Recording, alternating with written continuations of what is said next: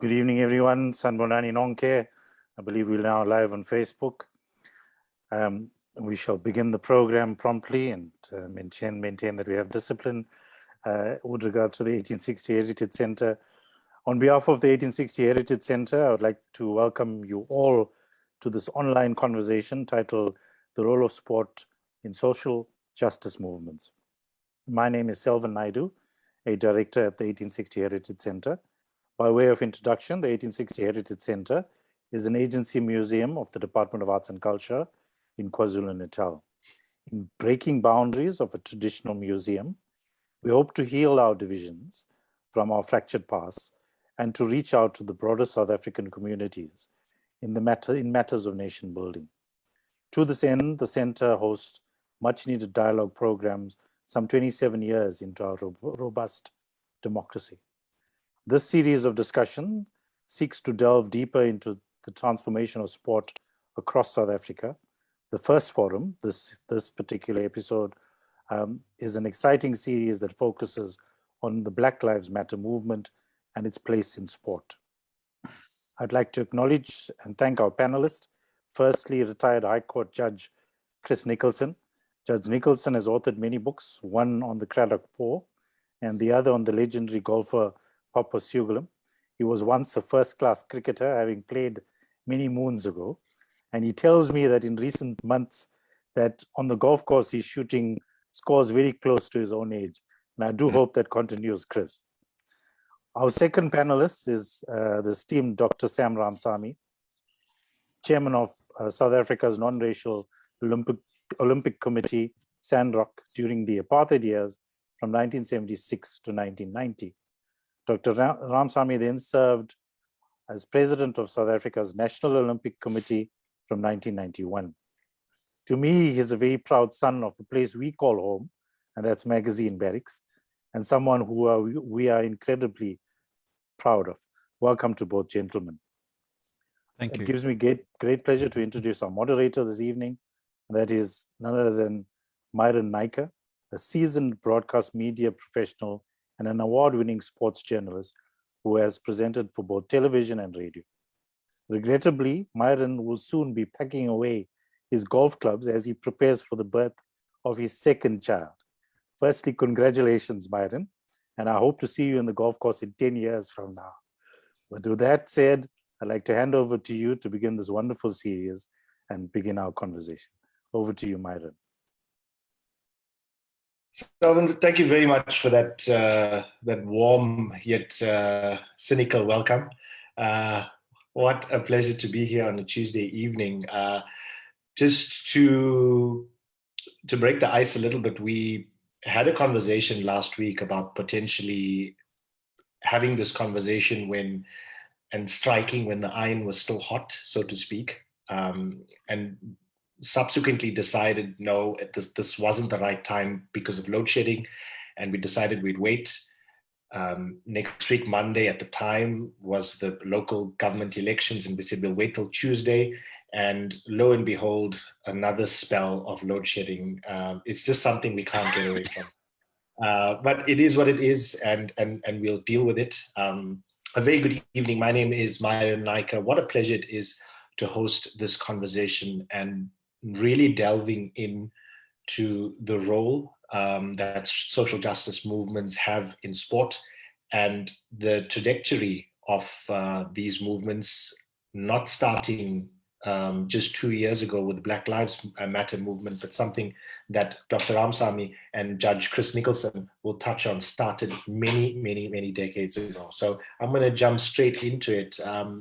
Judge Nicholson, I want to pick your brain. In retirement and watching now someone who is a former player, a former administrator, but someone who just watches the game now as a fan, talk to us about that experience and your view from the outside.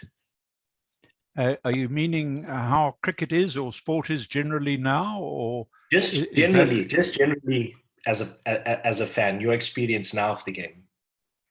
You know, of course, it's very exciting that we are seeing sport being played by all the races. And this is something that obviously when I was part of starting the Aurora Cricket Club, we dreamt about, and we thought that would be paradise when all the talents in the country could be harnessed together. And more importantly, everybody could share in the wonderful sports that are available in this country. We have obviously the weather, and we have incredible talent in this country. And it's heartwarming to see that I'm going to say possibly to a limited extent, everybody in the country is being given an opportunity to participate in sport. And I think our sports teams are doing well, but obviously I have some reservations about some of the matters that have occurred. I mean, the Quinton de Kock issue is obviously one that has caused some alarm. And, you know, some of the interviews that I heard on the radio, and I'm thinking more of Mkaya and Tini's experiences, were really quite distressing. So I think we have a rosy picture, but I think there's still a long way to go before we have a really proper sporting scenario in this country. Judge, when you say a rosy position, is that the highs and lows and a true reflection of what's going on in the country? Does the sport field then represent exactly what's going on in South Africa right now from a social point of view? You know, my feeling, and I had the privilege of chairing a committee into cricket, and my experience and my findings were that sadly, a lot of the money in our sport is going to administrators, and not a lot is going to grassroots cricket and other sports. And that's a sadness for me, because who knows if there aren't wonderful Sachin Tendulkars in Chatsworth who are really not getting the opportunity to play. And I think this country is a wealthy country. And you know, this isn't a forum for politics or economics, but if one looks at that, one sees vast amount of money leaving the country to tax havens. And if the country was properly taxed, I'm sure this money could be put into sport. And, there might be a Gary Sobers somewhere in the Transkei who will never get a chance to play, because it's still, despite, 27 years of ANC rule, there is still not a level playing field. If one looks at the school I was privileged to go to, Michael House, and one sees 20 sporting fields, and then one goes just down the road, you'll find a mostly still African school with hardly a pitch or, any equipment at all. So I think facilities are still very, very skewed. So if I said rosy, I meant maybe rosy in patches rather than completely rosy. Judge, I'm going to hold that thought and want to exploit a little bit later on. When I say hold that thought, I mean platform and equal opportunity. Just also want to say a warm welcome to your cat that has joined us just behind you. On the left of you. Dr. Ramsamy, Judge Nicholson talking about equal opportunity, and we know that while the playing fields are not completely level, a lot has changed, certainly from the days when you campaigned as an anti-apartheid activist. Yeah, in fact, if I might, Chris has become a good friend of is calling Chris. He hit the nail on the head when he talked about opportunities. And this is where we are lacking. And, I certainly believe. I didn't get that. Could you try again? Your pardon. Don't worry about that little note there. Chris hit the nail on the head by using the word opportunities. And this is the issue here. He talked about a possible or probable Tendulkar in Chatsworth, or Gary Sobers in Transkei, or Kaumashu, or people of that type. And opportunities here is what I think we need. And this is not being given to everybody. And this is what I've been fighting for all my life. And at one stage, I talked about opportunities. And when everybody's given an opportunity and given an equal opportunity, and I believe at the end, everything becomes equal. And it does not matter at that stage when everybody is given an opportunity, everybody has the opportunity to participate in sport and to take part at higher levels of sport. And none of us will matter whether the team is all black, all white, or half white and half black, because that will be a truly representative South African team. And that is what that has always been my intention, and that should be the target of all of us. For instance, look at the opportunities given to African Americans. If you looked at the basketball team, one would think that the overwhelming majority of US citizens were African Americans, but that's only because opportunity was given there. And by the same token, if you looked at the ice hockey team or the figure skating team, one would think that, of course, the overwhelming majority are white Americans. But this is the type of opportunity we need to do. And for instance, what's happening here, and I'm coming back to school level, we are giving kids the opportunities, and school sport is beginning to emerge and provide the type of talent that's coming up, type of opportunities that are coming up. But sadly, because of lack of nurturing, many of the, if I might use the word the black cricketers, whether it's, or sports people generally, whether it's track and field athletes or swimmers or cricketers or footballers, after school, after they leave school, they seem to wither away, they seem to evaporate. And there's no particular process in bringing them in, looking after them. While in the United States, this happened, like in tennis, it happens. And this is the result of, we've got Francis Tiafoe, who's done very, very well. And he's been given the opportunities. Now, of course, those people who've seen him play 2 days ago at the Vienna Open Championships, where he was defeated by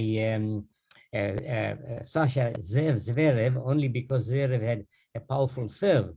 And these are the types of opportunities we need to be given. And the same thing, if you looked at the other tennis players, like we got Raducanu and the others, they've been given the opportunities. And of course, Raducanu, she's of Romanian and Chinese origin.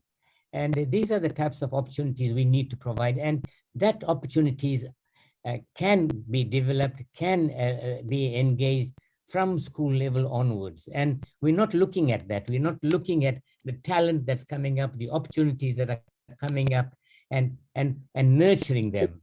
To some extent, I suppose I can interject. Doing that with Danny Craig.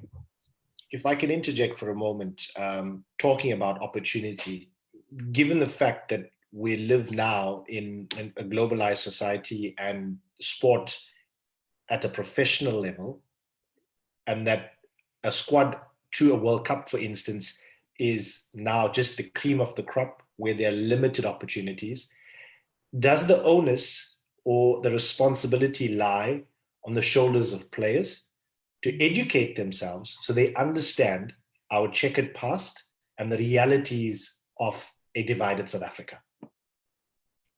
You asking me that question, Myron? Yeah. I think that's very important. It's important that the players, the present players, participate in this. This is happening in English football now, where the players are interacting to such an extent that they are spreading, if I might use the Christian word gospel, they're spreading this particular information to everybody. And that, I think, is very important for us, because we will be able to pick up a lot of talent that's just being wasted, that's just being, if I might use the word, evaporated, simply because the players themselves, I can understand it, because most players have, if I might use the word, they have a blinkered view of the target, simply because they're looking at what they can achieve, looking at the performances, and they don't give enough peripheral view. They don't give enough peripheral view on what should happen. And I think that's very important. It's beginning to happen to some extent in cricket. Now we're going to talk about the Quinton de Kock matter later on. And that's a very good opportunity for us to talk about it, because what has happened there with Bavuma and these people, and I think that again is a very good indication that we need this type of a comradeship. Judge Nicholson, if I can bring you in now, given the fact that you were one of the founders of Aurora back in the 70s, almost 50 years later, when you see a kind of debacle that unfolded within the Proteas setup a week ago, what was your immediate reaction, and how did that make you feel? You know, I was disappointed is not nearly a strong enough word. You know, I was ashamed of Quinton de Kock. You know, I just couldn't understand how somebody couldn't, you know, kneel down as a form of protest against racism in sport. And, you know, my legal background says, and a lot of people have said to me, look, everybody has freedom of expression. You're entitled to express your view. And, you know, in the Constitutional Court, freedom of expression is regarded as the most important principle, because without that, you'll never find out about the other evils in society. So there's got to be a free flow of ideas. So one defends Quinton de Kock's right to not kneel if he felt like it. But, you know, freedom of expression is always at its noblest when the person expressing a view is expressing the right view, when he's expressing the moral and the ethical view. When someone is not taking a knee, as Quinton de Kock did, there is this tendency in all of us to say, was he really protesting against that notion that he should be really saying racism is a very evil thing, and I'm going to kneel down to show that I feel very strongly about it? And, you know, I still have not, to be honest, found his explanations very, very convincing. If I remember, and many of you have got keener, better minds, that the first person to publicly raise the issue was Lungi Ngidi.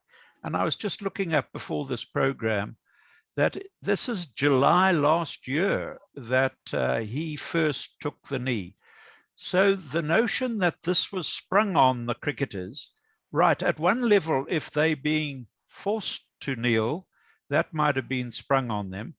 But forced to do something nobody needed to be persuaded to do. They should have been so keen to do it. They should have been raring to go.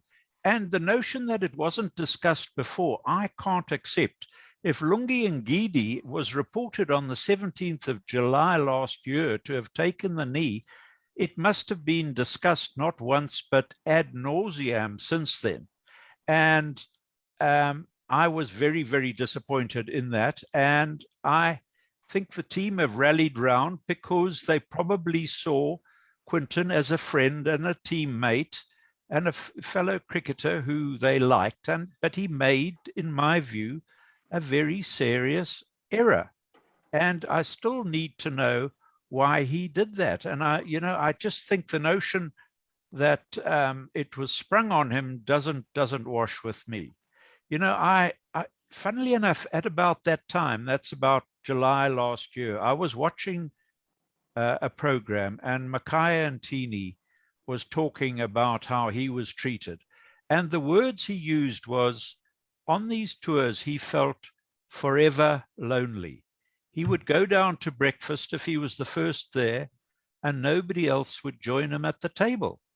And if he got on the bus to go from the hotel to the maybe Sydney cricket ground, nobody else would sit with him in the bus. you know, I found that totally disgusting. You know, these cricketers that I've supported so much, if they didn't have the decency to sit with a teammate, then I'm appalled.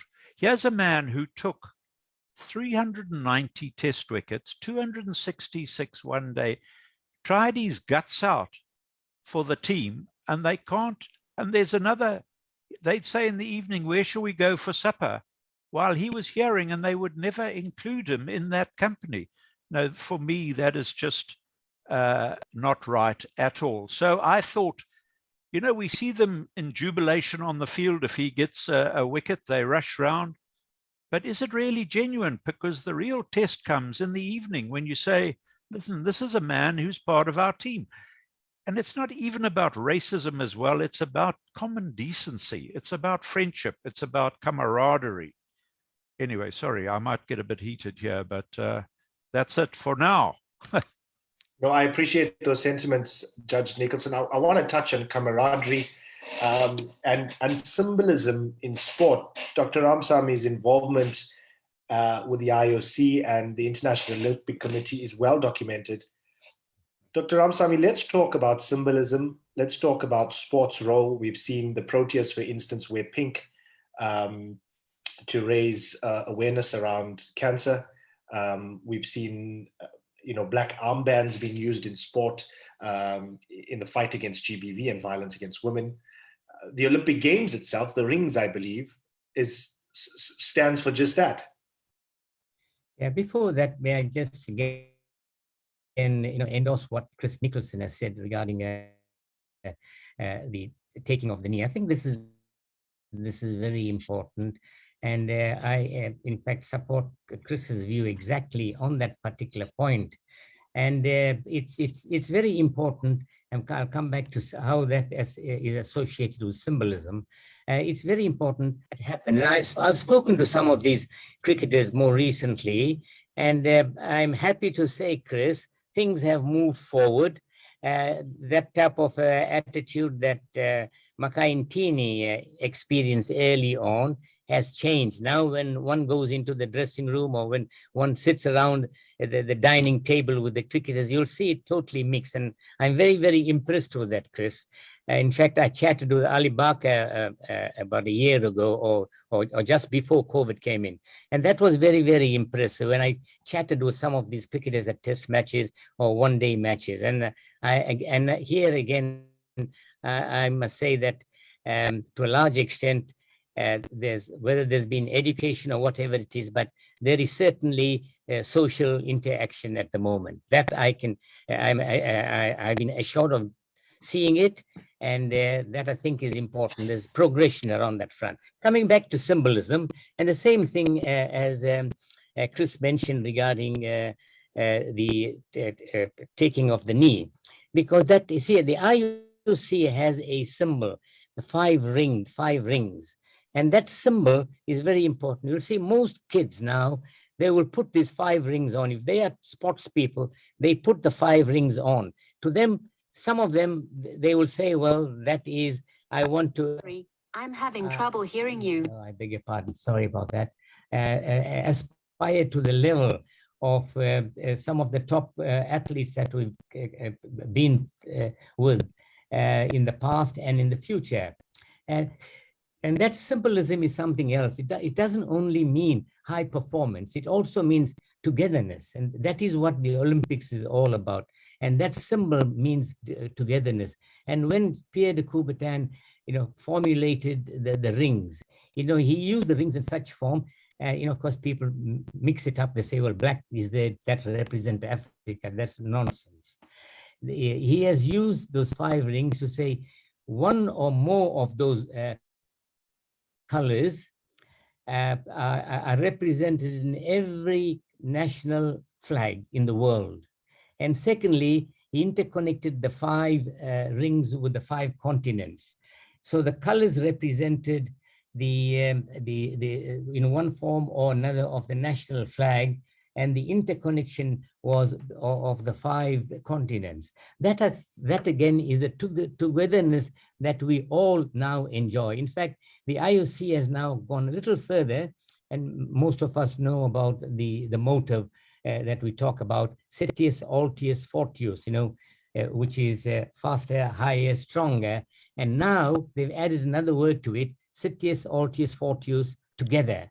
That means we all want to work towards that particular notion of togetherness. But coming back to symbolism, symbolism is very important. For instance, another symbolism, of course, cricketers use the protea. The protea indicates a type of symbolism that you're associated with the highest level of sport, but not only in the highest level of sport as far as performance is concerned, but everything that it represents. That is what's supposed to be the protea. And this happens in all forms of symbolism that we have. And by the same token, now we're coming to the symbolism about taking the knee. And it's very important, irrespective of how you feel, it's important that there is solidarity. This is the symbolism that we all want to see, all want to engage in. And that symbolism means togetherness. That togetherness in happiness, togetherness in peace, and togetherness in high performance. And I think that's very important. And when we look at all these other forms of symbolism, again, that is the issue. For instance, I've given a very good idea during the Second World War. Victory to Churchill meant, putting the two fingers up, of course, with the palms, not the other way around, with the palm showing to show victory. And most of us use a symbol of the thumbs up. And we don't recognize this as symbols, but these are symbols. These are symbols indicating a solidarity. Thumbs up means solidarity. And these are symbols are very important. And therefore, I believe the symbol about taking the knee is crucial, and everybody ought to take part. And here I have to condemn Wilfried Zaha, the cricketer that's now presently playing with Crystal Palace. He's refused to take the knee. He's of course got a view that is he has to show it in a different form. But again, I believe that is wrong what he's doing. He must have solidarity. The symbol of solidarity is very important. And this symbol of solidarity is missing in him. Now we're condemning our single cricketer. He also needed to be condemned in similar fashion, because he did not show, and is not showing, the type of symbolic representation we all want, which is we are all fighting against this viciousness called racism. And this is very important for us. Of course, this issue of taking the knee didn't initially arise out of football. It arose out of an American,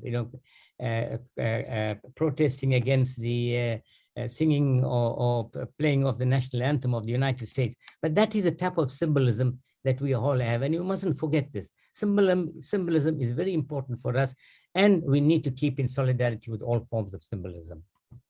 Let's continue on that note and that narrative. Judge Nicholson, I want to bring you in here.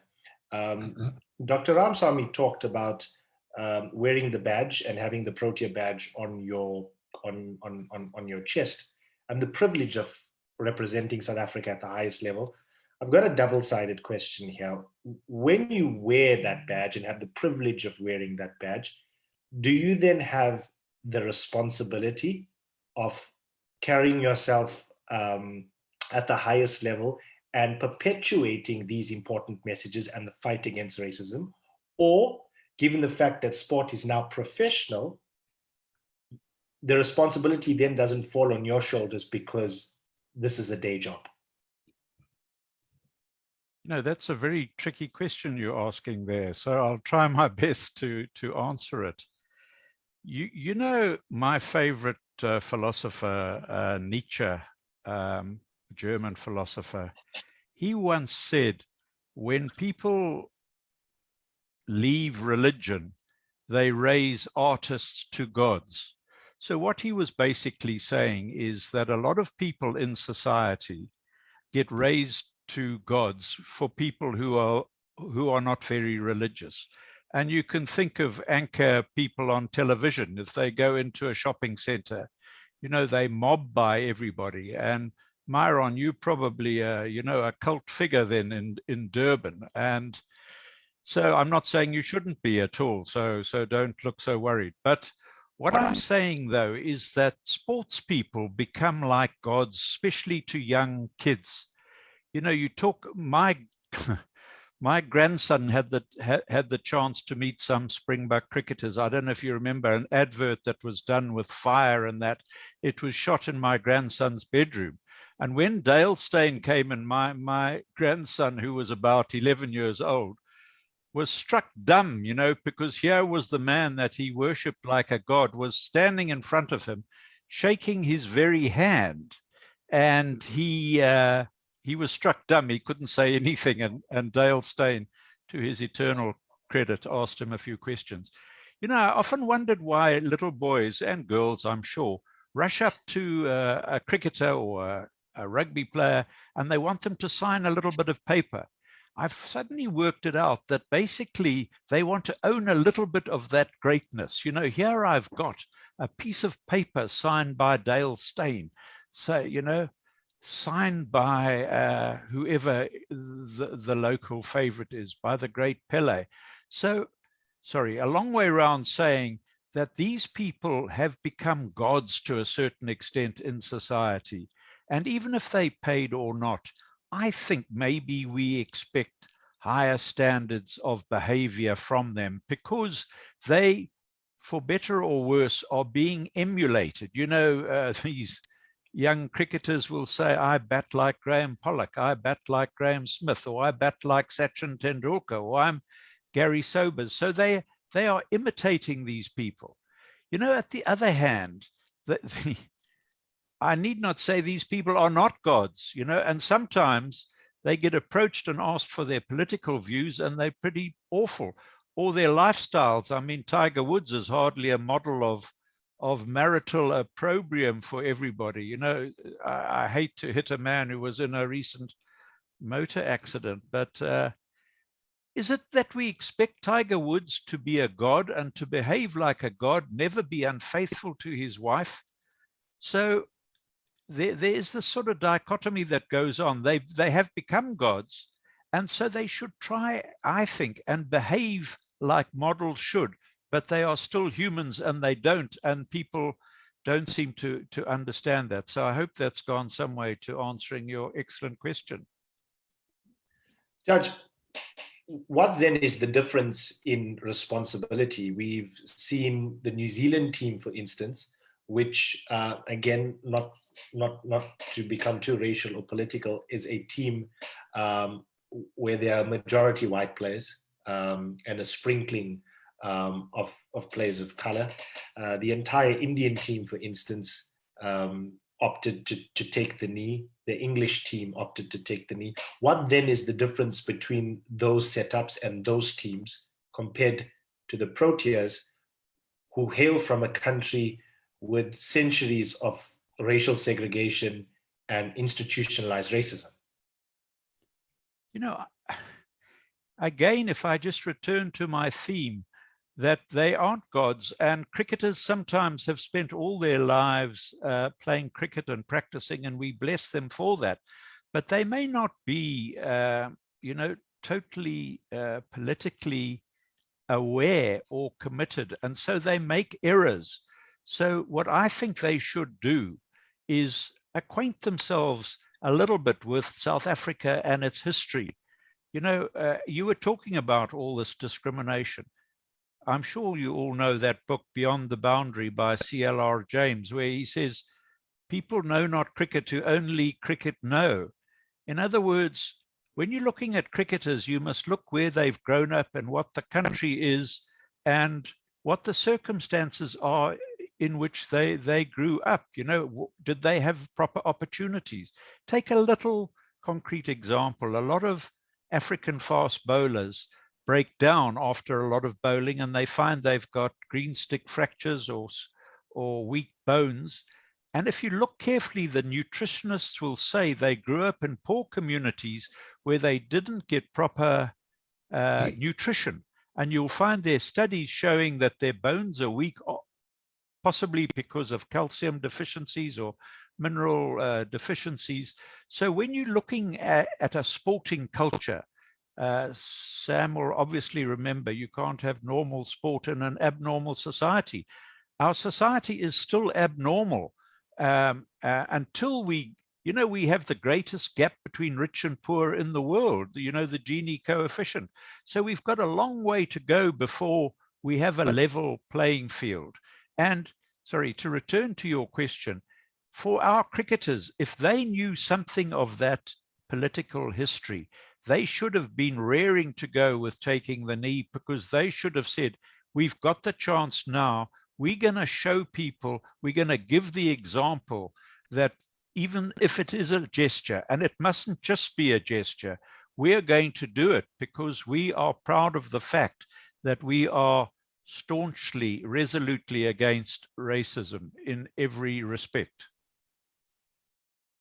Thanks, Judge.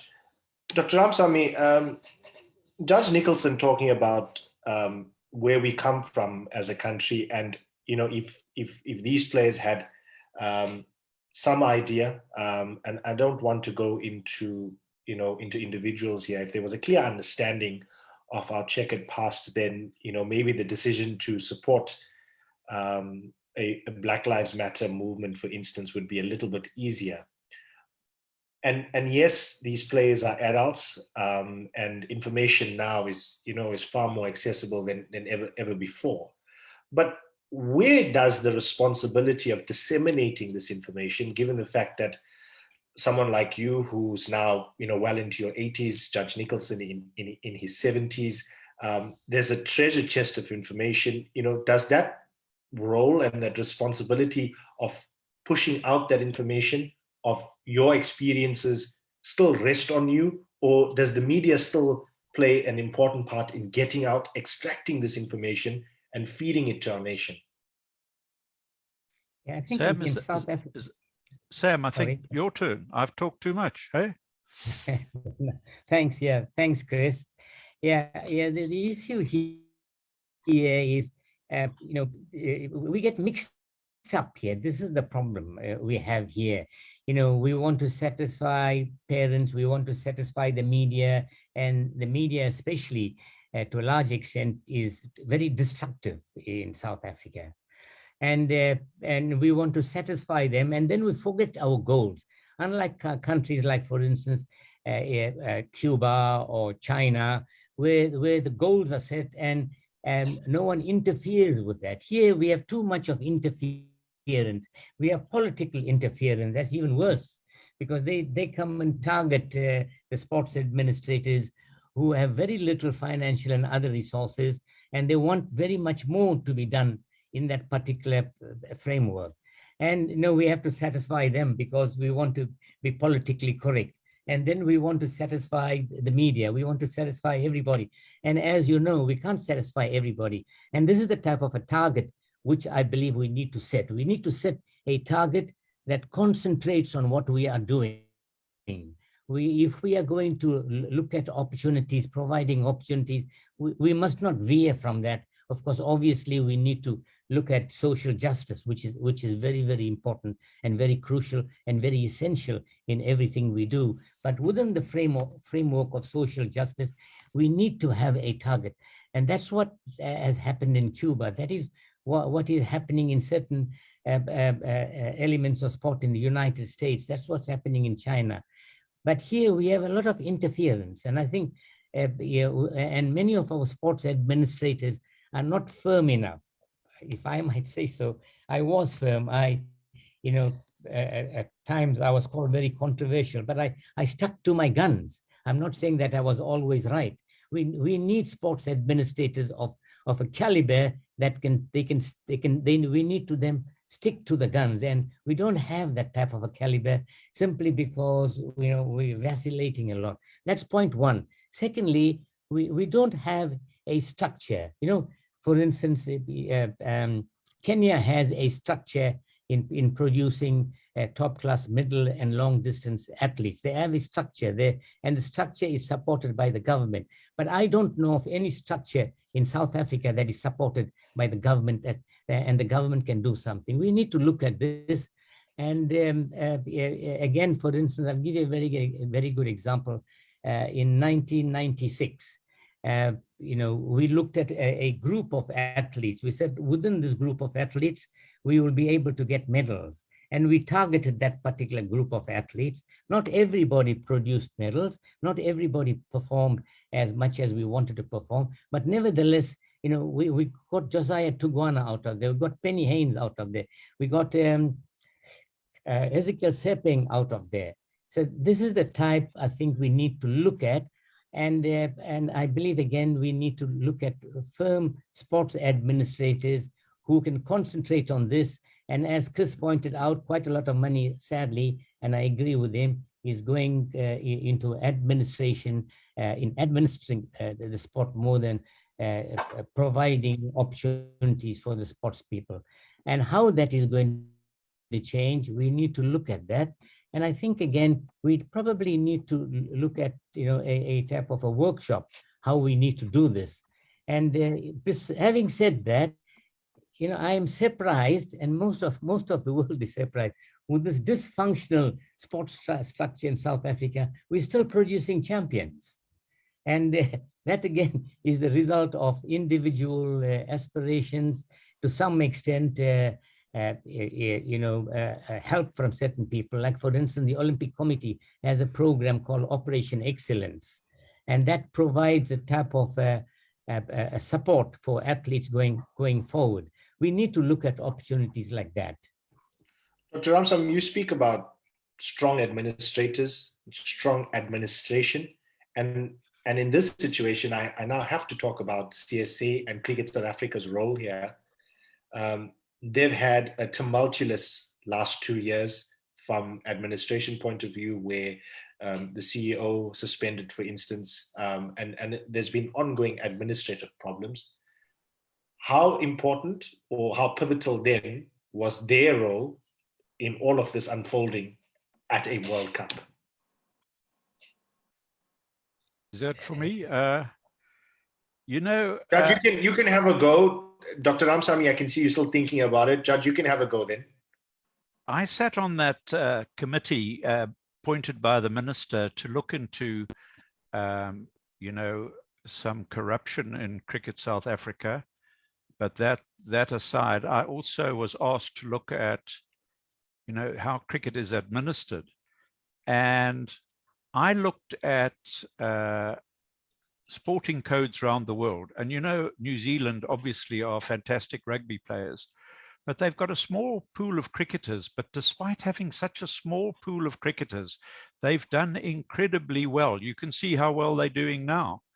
Now, what they decided was that they needed proper administration, and they needed independent directors on their boards of sport. They needed people who were not thinking about parochial interests, for example, of Canterbury or some other part of New Zealand. They weren't fighting for their cricketers, their administrators. They had as their mission the best interests of cricket in New Zealand. They said, listen, we are the Cinderella sport in this country, but we're going to do the best we can. So what they made sure was that the majority of directors on their board were independent.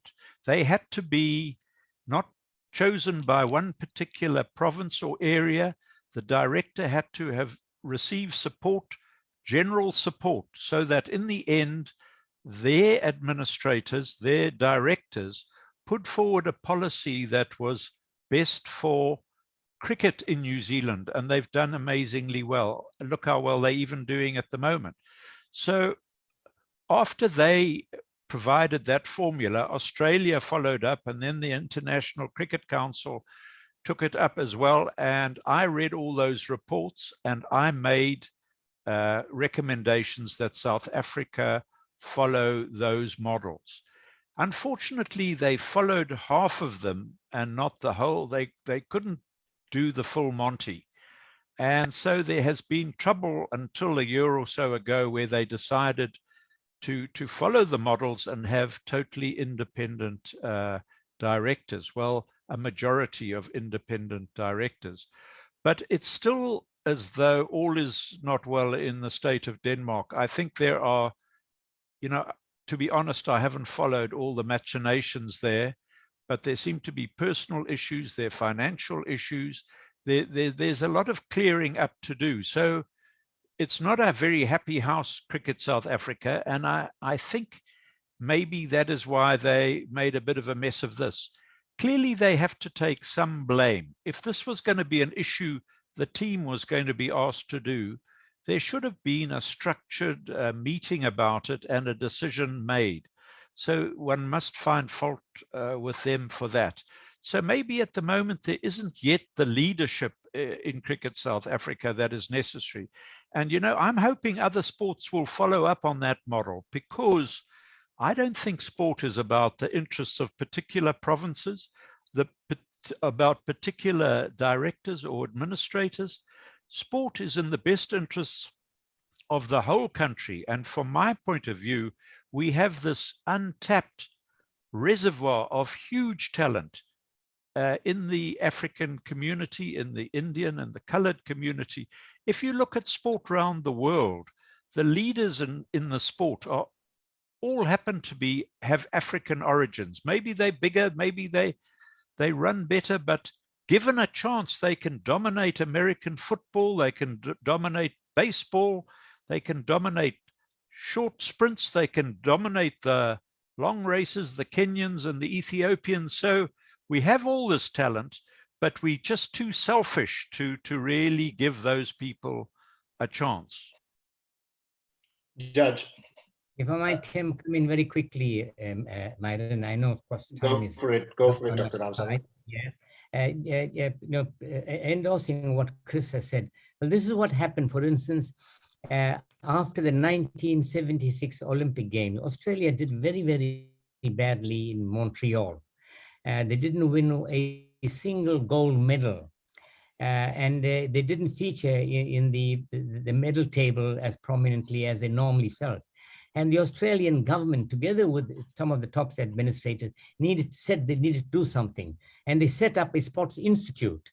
And out of that sports institute, we see where Australian sport is today, in very many areas of sport.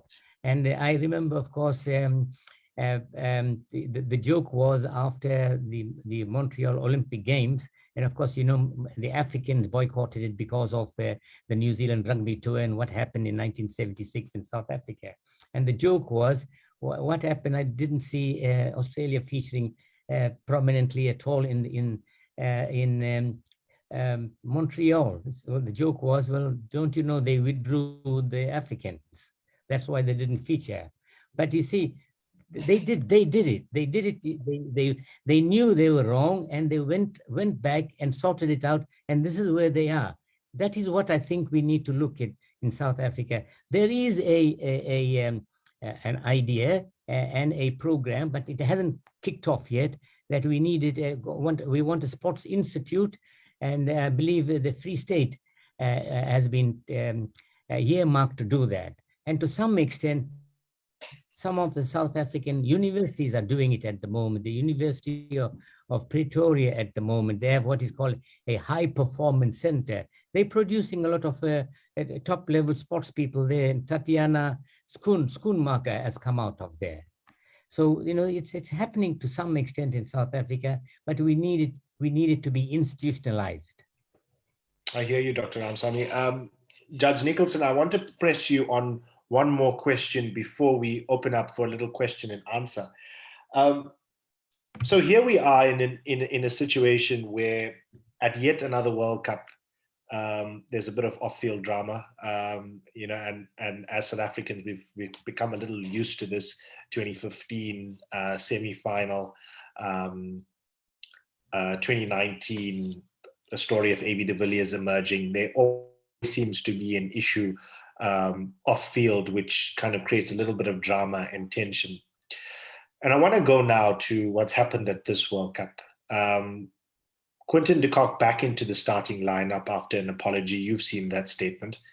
But how do we move forward from this? What have we learned from what's transpired over the last 10 days? And how do we use this, you know, to create some silver lining? You know, I think at some levels, Quinton de Kock is a victim of his own stupidity.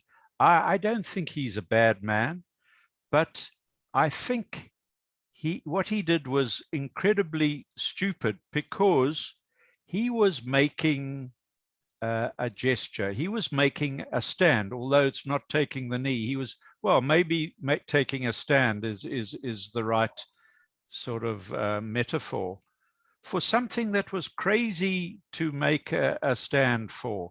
To say I object to taking a knee, which is, am I right? It's really based on the African American man who died under the knee of that white policeman in America, and it's become a symbol of oppression.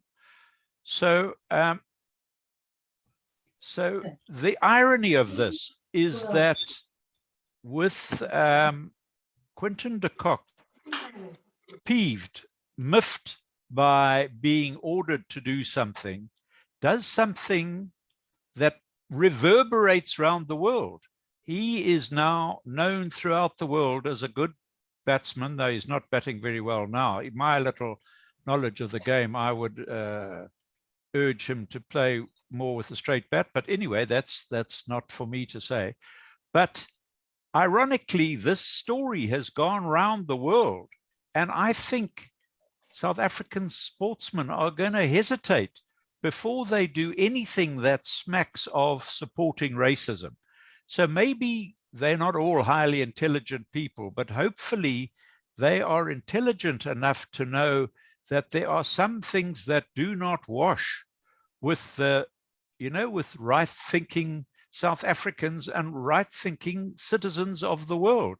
You know, I think maybe women are the most oppressed people in the world, but Black people certainly rank very high in the most oppressed people. By Black, I mean people who aren't white. They have had centuries and centuries of oppression. And one day people will realize that it hasn't stopped. You know, I mean, I read somewhere that 25 million Africans went into slavery. I mean, you know the history of the last 2,000 years has been an appalling history of racial oppression. And it hasn't just gone away because there was an all race election in South Africa in 1994. And maybe this is a very good lesson to everybody to know. Listen, if you don't think carefully about what you're doing, you're going to be in a lot of trouble. And I hope Quinton de Kock recovers. But if you saw him batting today, he's clearly a very troubled man. And I hope the message goes out loud and clear that think about your country, think about oppression, and you're not a god just because you can play sport well.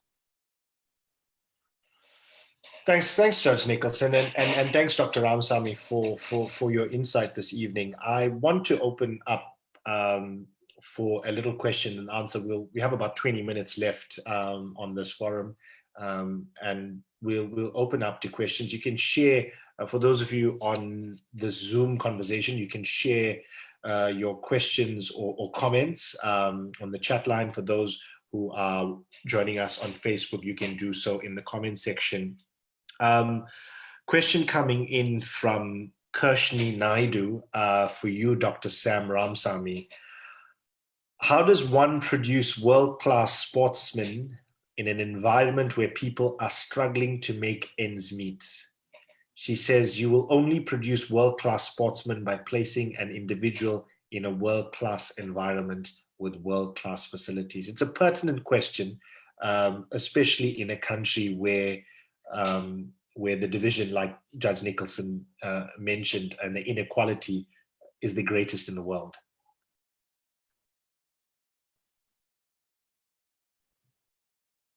Well, it's a difficult but a very complicated question.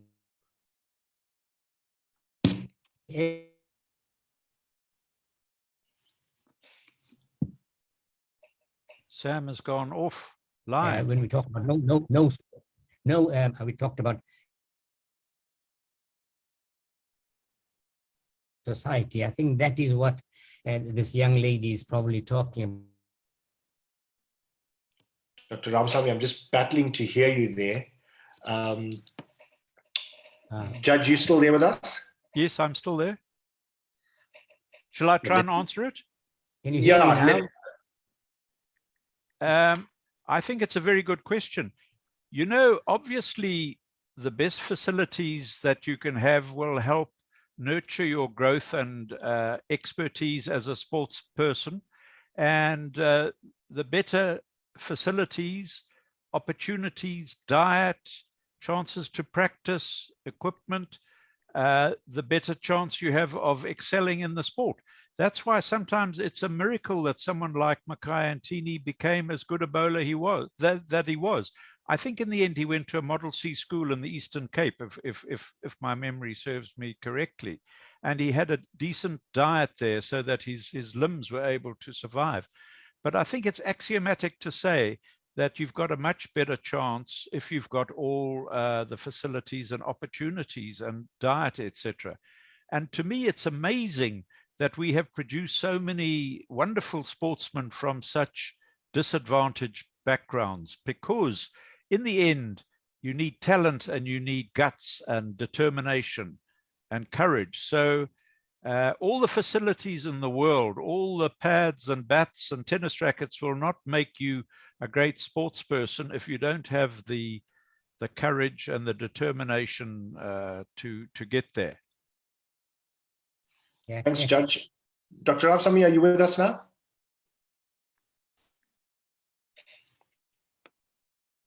Can you hear me? No? Can hear you, yeah. Go for it. Okay. You know, I think that Chris talked about facility.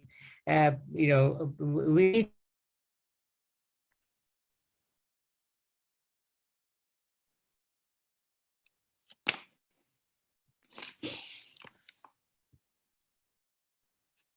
Sorry, footballer Sam is who not getting I think through he's- there.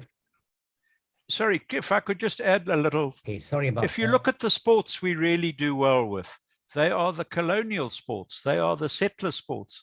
We're very good at cricket. We're good at rugby. We're good at golf. We're quite good at tennis. But how hopeless are we at football? Because, you know, football for many years was never taught at the schools. It was not really a settler or colonial sport. And some, you know, distance running, like Kenya, distance running became part of the theory and the tradition. So, you know, I think recently a lot of schools teach football or soccer, and I'm sure gradually our soccer renown in the world will improve. But I think it's almost axiomatic that the sports that we are really famous for are the settler colonial sports. That is because those people, and it's mostly from our school sport tradition, I think. Schools playing sport against each other have created the competition and the skill and the opportunities that have created these great sports people. Sia Kolisi, I think he went to Grey College in Port Elizabeth. So he was found and plucked out of a township and given all the chances, and he became obviously captain of our rugby team and won us the World Cup in 2019. Judge, you're talking about schools then and the big role that they play. You know, school sports is now televised live in HD on SuperSport. I mean, that is, you know, the realms of how much it's grown. Question coming in from Devin Naidu. South African public schools will not produce world-class sports personalities. What's been done by our administrators to improve opportunities in these institutions? Sorry, is that for me? Sam, are you with us still? Have you technically lost there? Have you? You know, you talk about how much money is paid for sport in this country. You know, in Australia, they pay, I think, large sums of money for sport. I know in other countries they do. You know, possibly in a country where the income gap is so appalling, and, you know, I hate to say this, like nearly 30% of people go to bed hungry in this country. maybe people are thinking they can't pay for sport while people are hungry, not that they're really helping the people who are hungry. So I think we'd all agree that hunger must be dealt with before sport, but somewhere on that hierarchy, we want money to be spent on sport. But if I come back to my earlier point that, there's no people know not cricket who only cricket know, you've got to build up a society that is catered for, where the social needs of people, dietary, housing, clothing, education, hospital, healthcare are dealt with. If you want to raise the standard of sport in the country, you have to raise the general standard of the citizenry. That's my view. Can you hear me now? Can you hear me now, Chris? I went into there's an echo, but I think I'm sorry. Can you hear me now? Can you hear me now? Can you hear me now? Hear you. I can hear you. Yes, sorry about that. Yeah, but I talked about Eusebio, and nevertheless, I think it's very important. Despite this, despite the hardship, we can still produce, and Chris hit the nail on the head. We're still producing some top-class sportsmen, and I'm certain many of you have read the story of Kulila. And that I think again indicates, from where you came up. And Eusebio is a very good example, one of the top footballers in the world. And same with Pele. When you look at their upbringing, they didn't have the best facilities in the world, but they had adequate facilities. And I remember, for instance, when the West Indies were on top of the world in cricket under Clive Lloyd, in South Africa, we had more turf wicket in the whole of South Africa than in the whole of the West Indies. But the West Indies were still top of the world, simply because, as Chris pointed out, they had the type of determination, they had the type of the guts. And again, here we also need to do that. We can't give it. I give you another good example. Luvo Munyanga. When I was involved with the Olympic game, we tried to provide him with not only support services, but also give him a grant whereby he can buy an adequate amount of nutrition. But then he said, look, how can I eat on my own when I've got my entire family? My family is there, I have to share it with my family. These are the dilemmas we are facing. And nevertheless, Luvo did very, very well for us. Thank you, Dr. Ramsamy. We're still battling with your connection a little bit, but that definitely came across. I want to give the floor for a few moments to Gordon Quinton in Ladysmith, who's got a comment or a question. Gordon, the floor is yours. Thank you, Myron. Good evening to the stalwarts, our senior stalwarts. It was really interesting listening to you guys.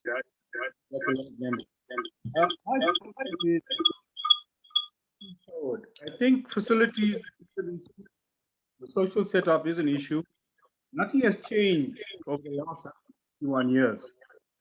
So I don't think the social part will impact sport. What we've lost ground on is school sport. And I think that's where we are stuck at the moment. With the loss of physical education, that has made a big dent in the production of serious and excellent players that we are looking for and we are talking about. So I think while facilities is a serious issue and the social setup, we've produced stalwarts through these processes. So my opinion is twofold. One is school sport. We need to put energy there. And two, if you look at SASCOG were not formed from the bottom going up. It was formed on the top coming down. And that's where we are the crisis in sports administration. Thank you. Thanks for that comment, Quinton. Judge Nicholson, do you want to tackle that? I mean, for someone like yourself who went to one of the traditional schools in KZN, a school that's really produced, is enough being done by federations? Is enough being done by government to really empower public schools? You know, I don't think so. I think what we used to call the old Model C schools are still producing the best sportsmen. And, you know, one just needs to drive across this country. You stop at a rural school, and what do you see? Just possibly a bare piece of ground.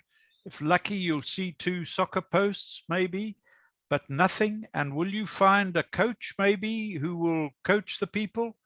Sadly, sport is a very low priority. So I think there's a great deal that could be done and isn't being done. And I think maybe every citizen, I mean, we had local elections today, and maybe the citizens should chat to their ward councillors, chat to their mayors, chat to the representatives and say, look, here is a school. Why don't you find some money for some playing fields? Why don't you find some money for a few soccer balls so that people can play the game? Why don't you give us some cricket bats or hockey sticks or tennis rackets? Let's have a tennis court. So, you know, I think people sometimes blame politicians too much. I think it's possibly every citizen's duty to keep fighting for the opportunities for the less privileged, for the oppressed in the country. I think we should get up in the morning and look in the mirror and say, today, I'm going to try and do something to help the less privileged in this country. If it's sport, I'm going to maybe go and offer to coach. Maybe I'm going to go and buy them a football. Maybe I'm going to go and see if we can erect some goalposts at the school. I think we all have a duty.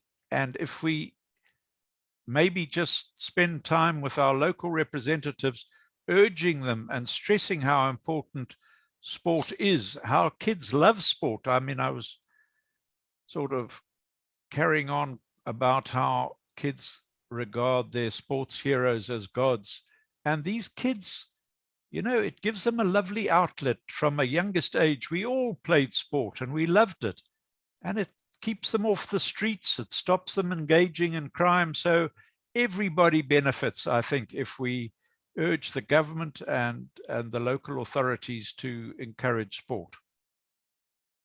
Thanks, Judge. There's no doubt that contributing to our society is the civic duty of everyone who is able to, or is enabled rather, and that responsibility then doesn't rest solely on the shoulders of federations or associations or government for that matter. Barry Firth, agreeing with your point, they're saying only schools of the wealthy get to showcase their talent. Salim Badat saying far too much misguided effort devoted to some sports and on success internationally, and simply not enough on building opportunities at schools and in Black communities across the board.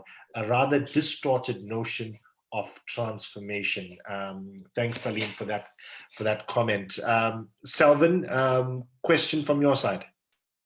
Yeah, I don't want to take away too much from our future conversations, specifically around transformation, Model C schools, and so on.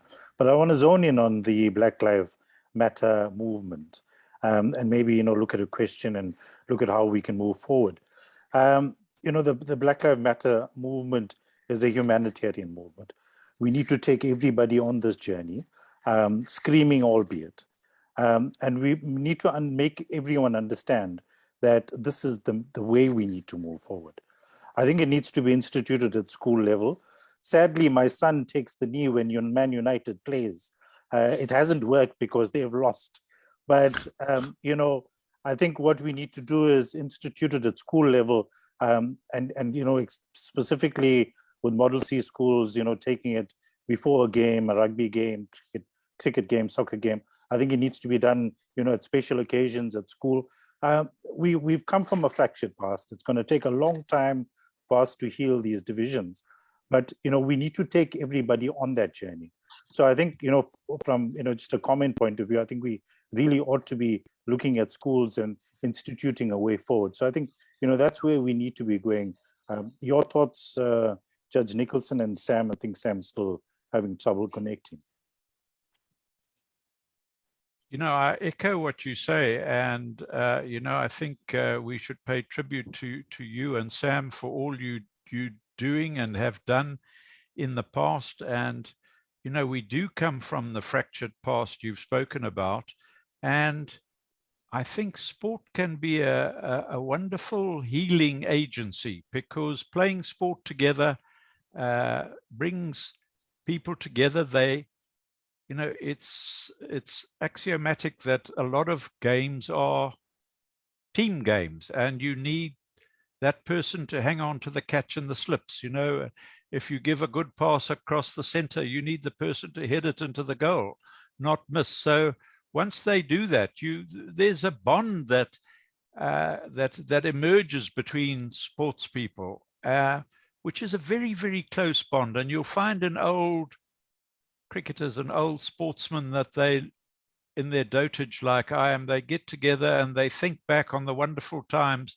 when they played as a team, when, you know, the googly finally worked and trapped the person LBW or whatever. So sport, I think, is a great healing agency, and it's a great way of working together in society, and it's a way of bringing together the people from our fractured past.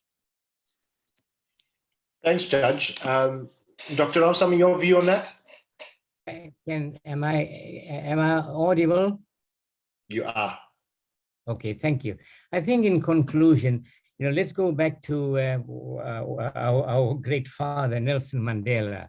You know, in the early stages, and of course, you know, he instigated us, he inspired us to take part in the Olympic Games even before the first democratic elections. And he said, sport is very important. It is a uniting factor. It unites all of us in so many manifestations. And let us use sport. And in fact, Chris again hit the nail on the head when he says it's a healing factor. I believe it's healing, and it's much beyond healing, Chris. It engages us in so many elements of society. And I think, therefore, we need to look at sport in all its manifestations. And again, as I said, the IOC motive, Citius, Altius, Fortius, together. And I believe together we can achieve quite a lot together and in sport. Thank you, Myron. Thank you, Chris. Thanks, Dr. Ramsamy. I'm just got time for one more comment and then one more question. Gary Govinsamy says sports administration and activists must be more vociferous in ensuring we get better sports facilities and encourage our children to take part in sports. And then a question that I'm going to direct to you, Judge Nicholson, from, well, not really a question, more a statement, but I'd like your view on this from Nanda Subban, who says, Quinton should have been suspended. He took a stand against the grain, and we were stupid to allow him back. What are your views on that? Is that now Nanda Subban, the great cartoonist? I'm a great admirer of his work, and I'm sorry he suffered so grievously for his brave stand. But I don't like this nasty question that he's asked me. You know, having a background in the law and as a judge, I think one has to look at discipline. One has to look at the disciplinary code in the Cricket South Africa.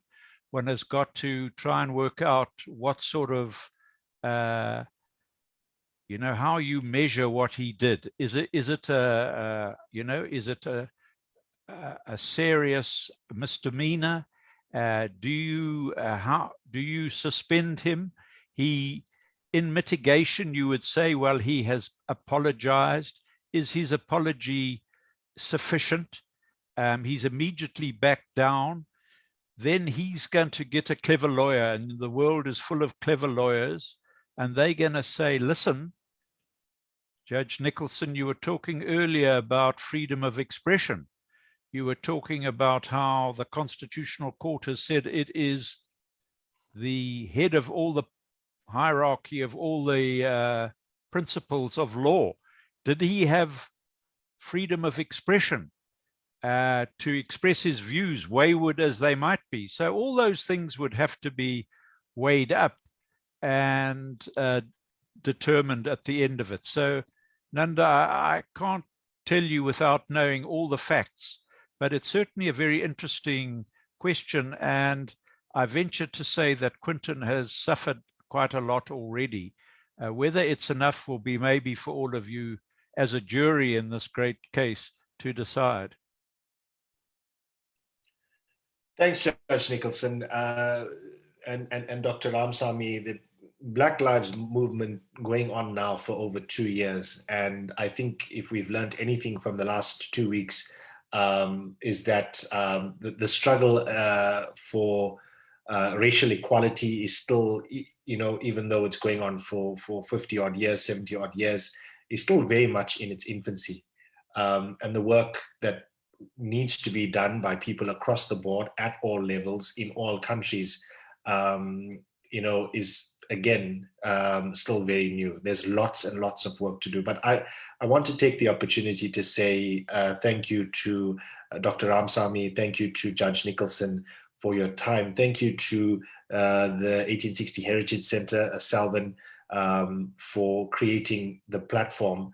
I felt a particular way when everything unfolded before that West Indies game. I put pen to paper, and then when I got the call from Salvin, I knew that the universe was conspiring for me to get involved and to create this platform. So big thank you to Salvin and to the Heritage Center for giving us the platform.